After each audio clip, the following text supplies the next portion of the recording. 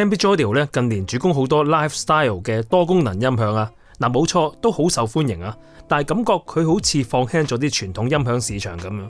嗱話好未完啊，廠方最近就推出咗2部全新嘅正規音響產品啊，一部係串流機，一部咧就係解碼連擴音機啊，特別係部擴音機 EXA18 用到大隻環牛 Class AB 堅實嘅放大線路，補品級電容，喂搞到咁嘅陣容啊，估死佢一定要賣2-3萬咁上下嘅價位啦。近年啲音響邊有平過啫？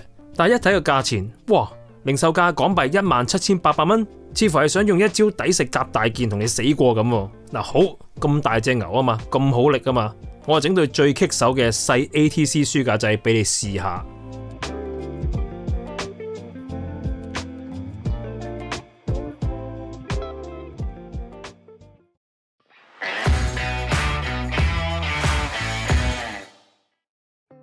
Hello， 咁多位大家好，我係國人，歡迎嚟到 FIFA3.com。今日同大家實試嘅產品咧就係英國 Cambridge Audio 嘅西裝 EXA18 同埋 EXN18。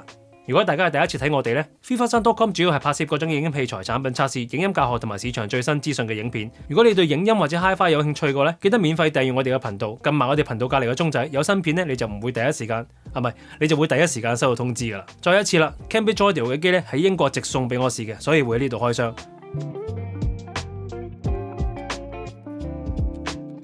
原廠封箱啊，說明書啦，過機嘅控制線啦，歐式電源線，英式電源線喺呢度，又係冇遙控喎。好，跟住輪到開部擴音機啦。隻擴音機咧就重型好多啊。說明書啦，又係嗰條 control 嘅線啦，有3粒電天線，仲有遙控器啊，電源線啦，歐式英式各一。哇，靚仔，久違了嘅大環牛啊！呢部似啊，呢部似啊。好啦，咁啊新機咧，為咗要拍得佢靚仔啲，梗係要同佢撕開個保護貼啦。哇，一塵不染啊，好舒服。OK， 咁 EXN18 咧，基本上就同之前試過 CXN18 咧個操作近乎係一樣噶啦，唔特別同大家再重複累贅啦。咁就睇翻畫面右上角上一次 CXN18 嘅 review， 大同小異嘅啫，但係當然聲音唔同啦，因為價錢都唔同啊嘛。咁呢個轉頭講，先講機面先啦。串流機咧就開關掣，有6個實體鍵嘅，同埋有一個好靚嘅顯示屏啊。咁呢個旋鈕掣咧扭上手係真係有 edge 嘅感覺嘅喎。跟住擴音機機面開關掣啦， 6.35mm TRS 嘅耳機輸出，所有輸入都有獨立嘅實體掣，看圖識字就咁撳得噶啦，唔使睇說明書都明喎。音量掣都一樣係好有手感，好有質感，成個做工同埋個樣咧個高級感係唔錯嘅。好，咁啊機面就係咁多啦。呢部係解碼連擴音機嚟嘅，所以都好多嘢睇啊。左邊 IC 電源插，電壓220至230V。跟住有大型嘅 Binding Post， 係分開 A、B 兩組喇叭俾你駁。嗱，呢部機有內置解碼，上面咧就係數碼輸入啦，下邊咧就係立體聲模擬輸入啦。好多人都好緊張嘅，就係有立體聲平衡輸入。呢一組輸入就有單端選擇嘅，喺機面度咧撳多一下就可以喺平衡同埋單端之間互換啦。仲有呢一組單端輸入喺機後面拍個掣咧，佢就會變咗做純後級模式，可以俾你玩 AV bypass 或者當佢係純後級用都得。不過你要鬆咗粒螺絲，拎開個保護貼先至可以拍着佢嘅。跟住呢度有 A2、A3、A4， 另外多3組立體聲模擬輸入，有一組單端嘅立體聲前置輸出，可以另外俾你播後級或者有源喇叭，或者播超低音都得。唔使啊，隔離已經有一個獨立嘅超低音輸出啦。好啦，串流機 EXN18 機背咧都一樣係好豐富噶。左邊 IC 電源插，電壓100至240V， 呢部咧就係 Universal Voltage 啦。上面3個位有3條天線啊。好，下邊睇睇最重要啊，分別咧就係有 USB Port A、RJ45、USB Port B， 跟住 HDMI EARC 嘅插頭啦。而呢個輸入咧亦都係呢個型號新加入嘅，平啲嘅 CXN18 係冇嘅。然之後咧係有數碼輸入同埋輸出，最後做咗解碼之後，立體聲模擬輸出、單端同埋平衡全部齊晒。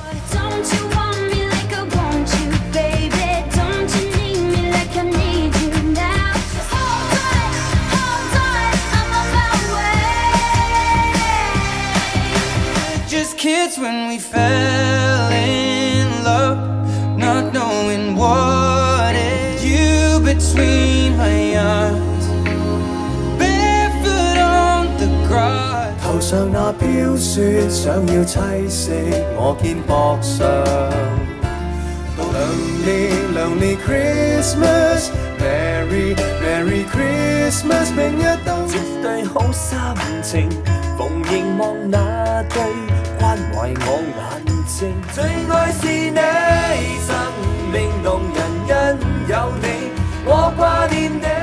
君の横顔そっと包んでた目覚めて初めて気づく募る想いに。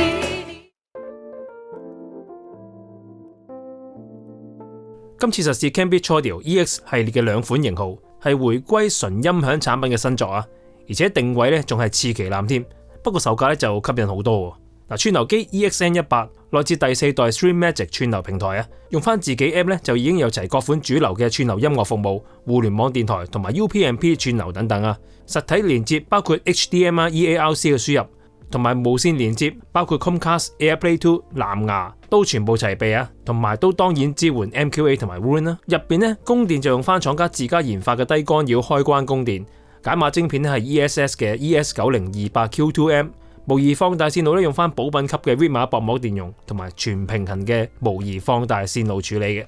解碼連合併式擴音機 EXA18 方面咧，功率係100瓦8暗、155瓦4暗 Class AB 嘅放大線路啊，用翻晒傳統標準嘅對稱設計，減少聲道干擾啦。中間用一隻超級巨型經過加強屏蔽處理嘅低漏磁大環牛，不過咧就睇唔到佢有幾多 VA 啦。再加埋4700mAh一支寶品級嘅水塘陣，一共有8支，即係部機後級部分一共有37600mAh嘅電解電容，就為擴音線路咧提供足夠嘅能量啦。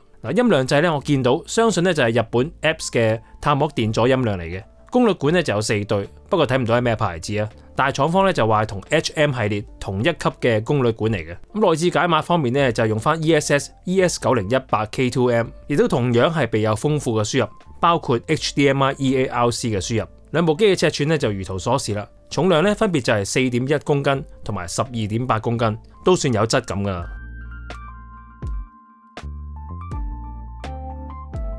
咁就先呢個 Cambridge Audio 嘅 EXA18 合併式擴音機 EXN18 串流機啊，中間咧就用平衡線嚟到接駁嘅。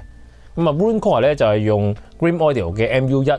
擴音機啊嘛，直接推喇叭啦，咁大家就見到啦，就係呢個 ATC SM7，咁呢個係橙色版啦。I've got so much honey, the bees envy me. What can make me feel this way, my girl?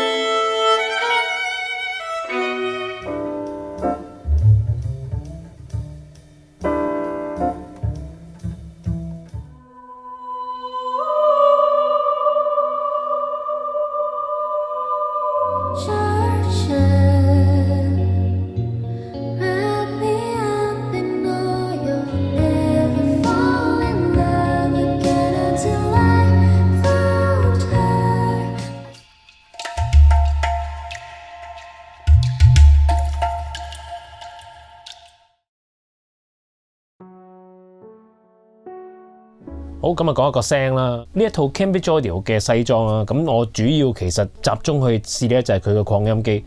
咁點解咧？因為其實 EXN18 同 CXN18 咧其實係有少少類近嘅。基本上踏入 CXN18 開始咧 ，Cambridge Audio 嘅串流機個聲音已經係叫做進咗一級噶啦。咁去到 EXN18 咧，硬體上咧都有啲地方改動咗嘅，聽出嚟嘅聲音再比 CXN18 咧再幼細翻少少。好啦，咁講擴音機咯。擴音機俾我嘅驚喜係更加之大嘅。因為好老實，近年啦，大部分人諗起 Cambridge Audio 或者見到 Cambridge Audio 都係會諗起 Evo 系列嘅機，佢入邊嗰份擴音機都係 D 類嘅模組。咁有啲喇叭咧就好啱夾 D 類嘅擴音機，咁啊當然係發揮得好好啦。但有啲喇叭咧就真係唔知點解係同 D 類嘅擴音機咧，好似唔係太撈得埋咁樣嘅。咁而今日我試嘅呢一對喇叭 ATC 嘅喇叭咧，就係其中一款同 D 類擴音機好難夾得到嘅喇叭啦。咁所以今次EXA18 還原基本部係好安分守己咁樣做翻部 Class AB 嘅擴音機，同埋呢幾年廠方嘅經驗累積咧，呢一部擴音機，我覺得佢嘅推力咧係進步得幾多下嘅。呢個價位嘅合併式擴音機，我係滿意嘅，我係收貨嘅。我聽到嘅聲音咧係唔粗聲嘅，音色平衡度咧好嘢喎佢，即係無論佢嘅擴音機係 Class XA 啦、Class XD 啦、Class D 啦，或者係 Class AB 咧。其實佢都係大致上做到差唔多嘅聲底嘅。當然唔同擴音機設計咧，或者唔同級數嘅產品咧，少少取向上嘅唔同啦，或者質素上嘅唔同啦。但係整體嘅音色平衡度咧，中低音就唔算多嘅，但係偏重少少音樂感啊。好啦，咁啊讚咗佢都好多唔同嘅地方啦嚇。咁有啲咩不足嘅地方咧？嗱，咁我因為每一個產品咧，我都會講少少不足嘅地方嘅，因為呢個世界冇產品完美嘅。串流機因為其實佢同 CXN 100，當然佢係比較好聲啲嘅，但係佢亦都係比 CXN 100係都貴咗幾多。咁喺呢度咧係會令消費者有少少心理關口嘅。咁啊擴音機方面咧，部機運作係有啲熱力嘅，大家都見到佢機頂已經係開晒窿啦。記得喺機頂上面留足夠嘅空間俾佢散熱啦。另外 EXA 100佢都有個解碼嘅，咁我當佢嘅解碼咧係送埋俾你用咁解啦。如果你有高啲要求要認真聽咧，都一定要另外揾信源或者揾解碼噶啦。仲有呢部擴音機咧就冇得俾你校音色平衡度嘅，咁可能要買啲啱心水嘅線材調聲啦，又或者喺 Roon 度校下 EQ 啦。咁啊，今次實試 Cambridge Audio 中價嘅機咧，我覺得佢做得最好嘅就係揾翻佢嘅初衷。做擴音機我就要做翻部用足料、力水要充足嘅，夾差唔多全部嘅喇叭咧都要有唔錯嘅聲音表現。串流機都係一樣，走相同嘅性格啊，嗰個成熟度係好高嘅。我諗好啱一啲，樣樣都想要啲嘅，有價錢又唔好太貴嘅，個樣又要幾試正嘅，用起上嚟咧要容易用嘅。個牌子咧最好有人識啦。咁如果你有以上嘅要求咧，有時間嘅話去鋪頭睇睇呢部機嘅實物，聽下佢嘅聲音，睇下佢嘅全面性可唔可以討好到你啦。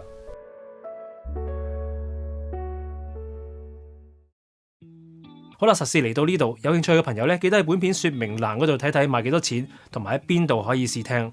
今日同大家實試英國 Cambridge Audio 嘅 EXA 100同埋 EXN 100串流機同埋合併式擴音機嘅西裝咧，介紹到呢度為止啦。咁中意我哋拍片嘅朋友俾個 like 我哋啦，未訂閱我哋 channel 嘅記得訂閱啦。訂閱咗之後記得撳住 channel 隔離嘅鐘仔，有新片出你第一時間收到通知。二揀一問題，其實我估到大家嘅答案應該一面倒噶啦，不過我都想問問係咪真係咁一面倒？就係同一個錢買擴音機，你會買 Class AB 嘅擴音機大啲熱啲，定係買 Class D 嘅擴音機細啲凍啲輕啲？咁當然我都係假設個聲音係差唔多啦，不妨留言講講你嘅睇法啊，睇下係咪我估咁一面倒。今集測試嚟到呢度為止，下次再見，係咁，拜拜。